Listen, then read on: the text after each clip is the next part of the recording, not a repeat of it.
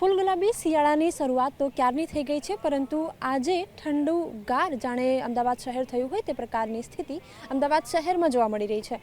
મોડી રાતથી જ ઠંડીનો જોર જાણે પકડાતો હોય તે પ્રકારની સ્થિતિ અને સાથે જ કેટલાક જે જિલ્લાઓ છે, ખાસ કરીને બનાસકાંઠા, કચ્છ અને સહિત જે સૌરાષ્ટ્રના કેટલાક જિલ્લાઓ છે ત્યાં માવઠું પણ રહ્યું। આ માવઠાના કારણે તાપમાનમાં 2 થી 3 ડિગ્રીનો ઘટાડો છે અને એના જ કારણે આજે ઠંડીનો અનુભવ પણ થઈ રહ્યો છે।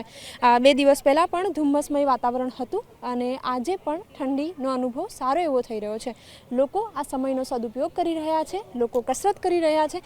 એમ તો સામાન્ય રીતે ઘણા બધા એવા લોકો છે કે જે સ્વસ્થ રહેવા માટે રેગ્યુલર કસરત અને એક્સરસાઇઝ કરતા હોય છે, પરંતુ તેની સાથે સાથે જે શિયાળો છે તે આરોગ્ય માટે ખૂબ સારો સમય કહી શકાય અને એટલા જ માટે તમામ જે લોકો છે એવો વહેલી સવારે ગાર્ડનમાં જોવા મળી રહ્યા છે। લોકો કસરત કરી રહીને પોતાના શરીરને સ્વસ્થ રાખી રહ્યા છે। એક મહિલા અહીંયા કસરત કરી રહ્યા છે, એમની સાથે વાતચીત કરીશું। અચ્છા, એક્સરસાઇઝ આપ કરી રહ્યા છો, સામાન્ય રીતે જ્યારે એક્સરસાઇઝ કરીએ, રેગ્યુલર કરીએ ત્યારે શરીરને એક નવી સ્ફૂર્તિ મળે છે, આપનો કેવો અનુભવ રહે છે? સારો અનુભવ રહે છે મારો।